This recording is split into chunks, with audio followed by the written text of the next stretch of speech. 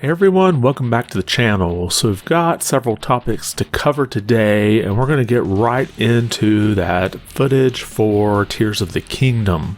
So if you're not aware, there was a 10-minute gameplay demonstration that went up today from Nintendo for Tears of the Kingdom, and there's going to be a little bit of a spoiler warning on my coverage here. There's a few things that I picked out that you may not have noticed the first time. So let's get right into the video. First, they do say that development is complete on Tears of the Kingdom. And first, they show us these sky islands and a feature called Recall, which will allow you to use these boulders that fall off of the sky in order to reverse time and make your way up there. And they did say that there would be other ways to reach these sky islands. And something I did notice, as you go up in elevation, you can see your little temperature gauge here going down, so that's kind of cool. I also noticed when you got up to the top here, you can see one of the dragons off in the distance, kind of like you've had those dragons in Breath of the Wild. I imagine they're making some kind of return here. And then we see Link take on an enemy called a Construct. And in this, they go over the fuse technique, which lets you stick items together to make a weapon, and you can actually see your weapon stats go up when you do this. Now you'll also be able to fuse arrows with things like these ice choo-choos or even the eyeball, and the eyeball creates homing arrows. You'll also be able to fuse things to your shield. They show this little fused item here, and when you get struck, it sort of releases a smoke screen.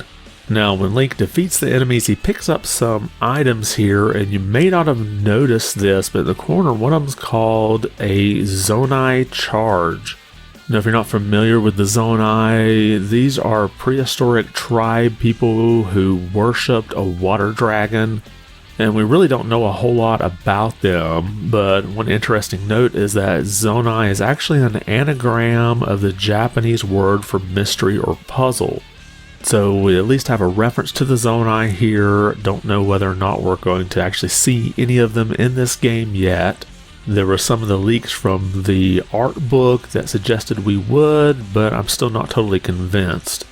Now this fuse ability can be used to put other items together and not just weapons. They show Link here fusing items together to create a raft, but he also uses an ability called Ultra Hand, and you can see the hand in the little upper left hand corner that looks like you use the L button to use it, and this just lets you sort of grab things and move them around. And another thing I noticed is it looks like you have the ability to sort of activate these fans here, and there's a battery that comes up to show how long the ability will last. Now I'm thinking this may come from these little disc items that you collect that was leaked out in that art book. You can see here on a zoom in of Link how he's got this little item on his waist that he adds these discs to. So I'm guessing that goes with this ability, but don't know for sure. Now the next ability we see is called Ascend, and this is that ability that we saw in previous trailers where your Link can go up through the ceiling up to the floor of another level or area. And this is supposed to be able to be used anywhere, so you can kind of find a cave to go in it and just kind of ascend yourself up to the top of the mountain. And there doesn't seem to be any meter on here that indicates how much you can go through.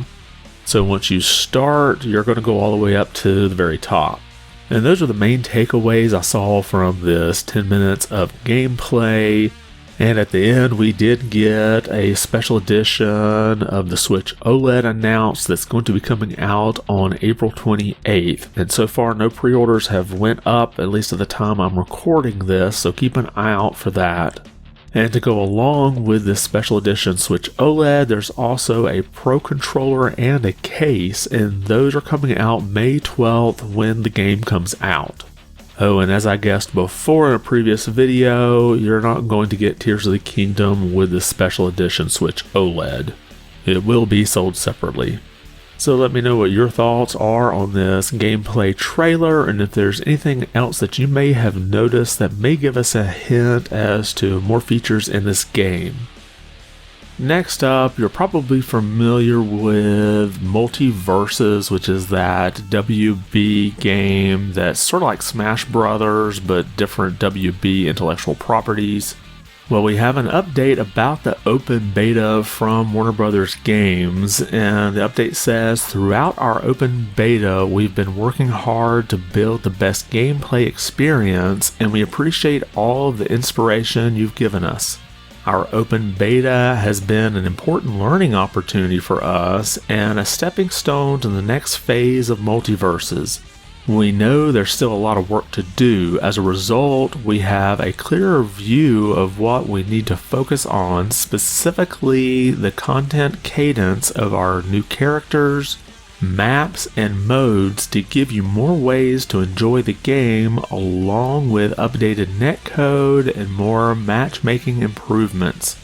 We've also been reworking the progression system based on your feedback and looking at new ways for you to connect with your friends in the game. To do this the right way, we will be closing the MultiVersus Open Beta on June 25th, 2023. As part of this process, we will be pausing updates and taking the game offline as we prepare for the launch of MultiVersus, which we are targeting for early 2024. Now, just a couple of more notes to go along with this. Season 2 will be extended to June 25th when the beta goes down, and the beta version is set to be removed from stores starting next week on April 4th.